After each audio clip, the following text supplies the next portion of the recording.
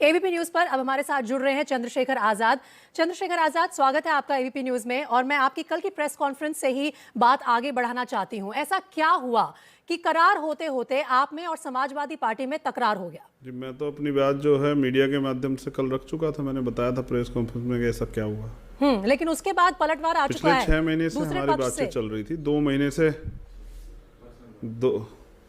महीने से हमारी बातचीत जो है पाइपलाइन में थी और एक प्रस्ताव था जिस पर सहमति थी। जब मैं परसों भैया से मिला तो मैंने वो अपनी बात रखी, तो तब वो प्रस्ताव में बदलाव था, यानी कि जो अपेक्षा हमें थी, जो तय हुआ था, उसके बाद जो है ना लगभग ना के बराबर जो है चीज़ें का प्रस्ताव आए, तो वो एक बदलाव था। तो उस बदलाव को हमने अस्वीकार कर दिया, क्योंकि ये लड़ाई मंत्री और विधायक बनने की नहीं, ये लड़ाई सामाजिक न्याय की है। और सामाजिक न्याय की लड़ाई को आगे बढ़ाने के लिए, और उत्तर प्रदेश में जो बुरा हाल है इस समय, चाहे वो दलित हों, पिछड़े वर्ग के लोग हों, अति पिछड़े वर्ग के, पसमानदा मुसलमान हों, कमज़ोर हो, वंचित हो, शोषित हो, महिलाएं हों, जो लूट जो है पिछले 5 साल में उत्तर प्रदेश में चल रही है, उस लूट को रोकने के लिए एक बड़ा गठबंधन बनना चाहिए। मैं लगातार शुरू से कह रहा था, तो मैंने ये प्रयास किया कि वो गठबंधन में हम लोग भी अपनी जिम्मेदारी अदा करें और बीजेपी को रोकने का काम करें। मैं नहीं चाहता कि विपक्ष के बिखराव की वजह से भाजपा को एक बार भी जो है मौका मिले सरकार में आने का।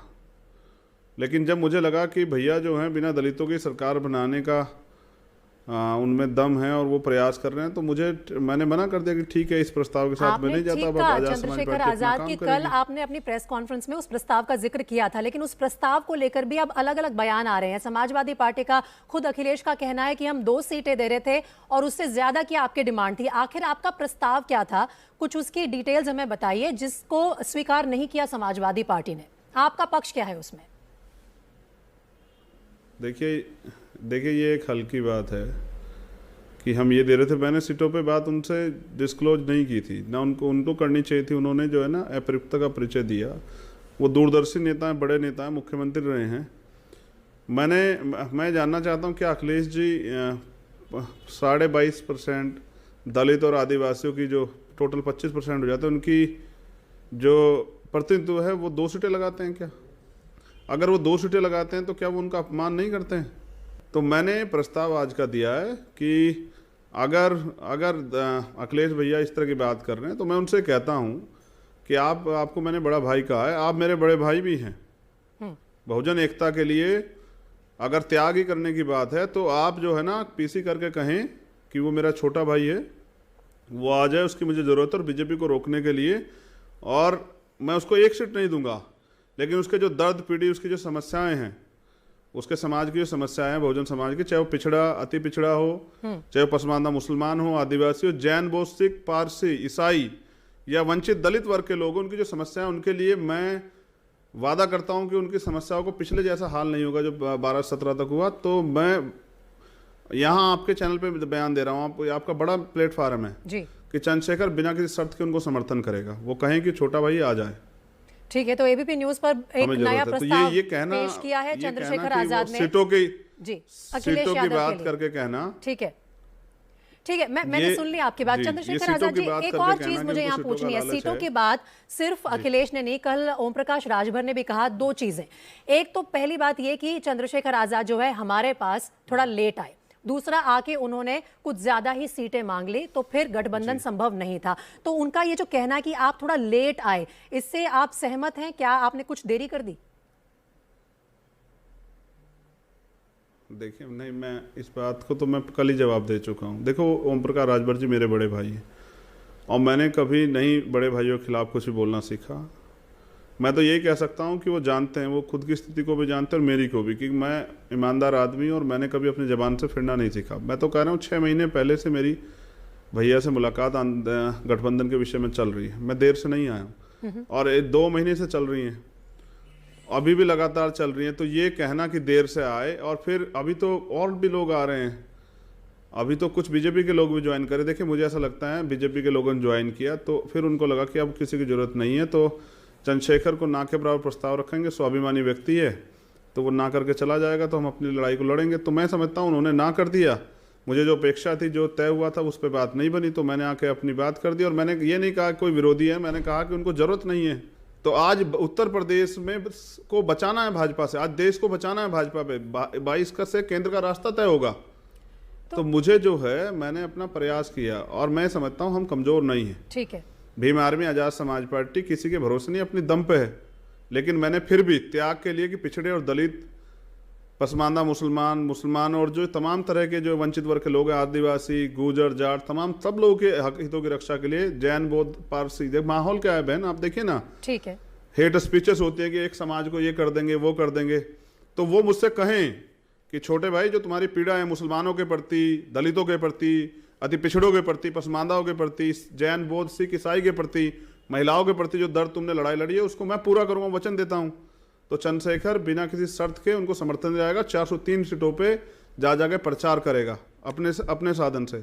ये बड़ी बात कह रहे हैं आप चंद्रशेखर आजाद जी, और साथ ही आप ये भी कह हम रहे हैं कि ईमानदार लड़ाई हैं, स्वाभिमान की है, सम्मान की है। और आपने कल ये तक कह दिया कि कहीं ना कहीं मैं अपमानित महसूस कर रहा हूं जिस तरह से आपके प्रस्ताव को रिजेक्ट कर दिया समाजवादी पार्टी ने। अब एक बार अगर आपको अपमानित महसूस हुआ है, दूसरी बार भी आप प्रस्ताव लेकर जा रहे हैं, मान लीजिए समाजवादी पार्टी इस बार भी स्वीकार नहीं करती है, तो क्या ये समझा जाए कि चंद्रशेखर आजाद के पास समाजवादी पार्टी के अलावा कोई और विकल्प नहीं है?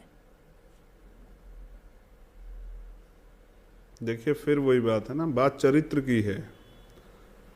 तथागत बुद्ध मध्यम मार्ग की बात करते हैं और वो पंचशील की बात करते हैं, और उसमें बात चरित्र की है, कौन कितना चरित्रवान है। आपने मेरे ऊपर सवाल खड़ा किया कि उन्होंने सीटों के लिए छोड़ दिया, और मैंने कहा कि 22.5% दलित और आदिवासियों के सम्मान की बात थी, आपने उनके सम्मान के साथ मजाक किया। मैंने इसलिए अपमान की बात की। मेरा क्या, मुझे तो वो कह रहे थे विधायक बन जाओ, मिनिस्टर बना देंगे, मुझसे तो कह रहे थे। लेकिन मैं समझता हूँ कि एक चंद्रशेखर के मिनिस्टर बनने से, विधायक बनने से काम नहीं चलेगा। देखो, जिसकी जितनी भागीदार, उसकी जितनी संख्या भारी, इस बात के का जो फॉर्मूला मान्यवर काशीराम साहब देके गए कि 85% बहुजन समाज के लोग इकट्ठा होकर अपनी राजनीतिक लड़ाई लड़नी चाहिए, क्योंकि ये बीजेपी के लोग जो हैं इस देश को बेच देंगे। अब आप ये बताइए, एक चीज साफ कर दीजिए कि आगे का रास्ता चंद्रशेखर आजाद के लिए क्या है? अगर आपको समाजवादी पार्टी का साथ नहीं मिलता है, तो क्या आप अकेले इस लड़ाई को लड़ेंगे चुनावी तौर पर, सियासी लड़ाई? बिल्कुल, बस अपनी बात को खत्म कर देता हूँ। हाथरस की पीड़िता बहन, आगरा का अरुण वाल्मीकि पीड़ित भाई, प्रयागराज के चार लोगों की हत्या जिनमें माँ बेटी के साथ रेप हुआ, CNPR NRC की लाठियाँ, तमाम तरह से जो है प्रधान सत्यमेव जयते और मुन्ना पासवान, जहाँ ये कहा गया कि छोटी जात की महिलाएं मजा देने के लिए होती है, इन सब पीड़ाओं को लिए हुए चंद्रशेखर अभी प्रयास कर रहे हैं कि बहुजन एकता के लिए कोई बलिदान देना पड़े, हम उसको देंगे, स्वाभिमान सम्मान की रक्षा करते हुए।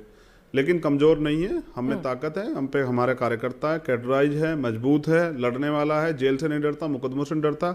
बीजेपी का सामना पिछले 5 साल किया है, और अगर ऐसी स्थिति आई, क्योंकि 2 दिन का समय तय किया था, कल 10 बजे मेरी PC के समय के साथ वो समय खत्म हो जाएगा। 12 बजे हम अकेले जाएंगे, किसके साथ जाएंगे, कोर कमेटी निर्णय लेके मुझे दे देगी 11:30 बजे। 12 बजे मैं मीडिया के सामने प्रेस आयोजित करके अपनी बात रखूंगा। और मैं फिर कह रहा हूँ, ठीक है, ये समय है, समय किसी के लिए रुकता नहीं है। मेरा तो प्रयास है कि बहुजन समाज के लोगों में एकता हो जाए। नहीं होगी तो फिर दलितों की रीढ़ बहुत मजबूत है, बहुजनों की रीढ़ बहुत मजबूत है, हम अपनी लड़ाई अपने समाज की बड़ी लीडर मायावती, क्या उनसे बात चल रही है आपकी? करेंगे, मैं भी पार्टी का एक कार्यकर्ता हूँ। क्या BSP एक विकल्प है चंद्रशेखर आजाद के लिए? देखिए, मैंने तो, वो बड़ी हैं, मैंने उनसे बहुत प्रयास किया, लेकिन वो नहीं बात करना चाहते। उन्होंने तो स्पष्ट ही कर दिया, कई बार आपके चैनल के माध्यम से कह दिया कि हम किससे गठबंधन नहीं करेंगे। तो मैंने सभी चीज़ें उनके साथ प्रयास किया। अभी भी मेरा ये मन था कि भाई किस तरह से पिछड़े और दलित वर्ग के लोगों में एकता बन जाए, माइनॉरिटी के लोगों में एकता बन जाए। इसलिए मैंने प्रयास किया कि वो बीजेपी रुक जाए। मेरा अंतिम उद्देश्य ये है कि बीजेपी रुक जाए। अगर अब बीजेपी सत्ता में आती तो इसके लिए जिम्मेदार जो लोग होंगे उनको सोचना चाहिए कि उन्होंने इतनी बड़ी गलतियां क्यों की। मुझे किससे कोई शिकायत नहीं, ठीक है, मैं दम रखता हूँ, स्वाभिमानी ईमानदार हूँ, कमजोर नहीं हूँ। जम के लड़ेंगे और बताएंगे कि युवा जो है किससे कमजोर नहीं। विपक्ष में जो बिखराव है उसको रोकने के लिए प्रयास कर रहे हैं। बाकी अपने अंदर बहुत दम है भीम आर्मी आजाद समाज पार्टी कार्यकर्ता नेताओं में, और वो कल 12 बजे अपनी स्थिति मीडिया के सामने प्रेस के माध्यम से स्पष्ट करेंगे। 11 बजे 10 बजे तक उनका समय, 11 बजे जो है कोर कमेटी मुझे आदेशित करेगी, 11:30 बजे मैं उसका लेटर बनवा के 12 बजे मीडिया के साथियों को जो है ना, ठीक है, अपनी बात रखूंगा। ठीक है, बहुत बहुत धन्यवाद। बहुत बहुत धन्यवाद। चंद्रशेखर आजाद, आजाद समाज पार्टी के अध्यक्ष, एबीपी न्यूज से बात करते हुए, और ये साफ भी कर रहे थे कि अखिलेश यादव के पास एक और प्रस्ताव भेजा है। एबीपी न्यूज के माध्यम से ही उन्होंने वो प्रस्ताव सामने रखा है। देखते हैं अखिलेश का इस पर क्या जवाब होगा।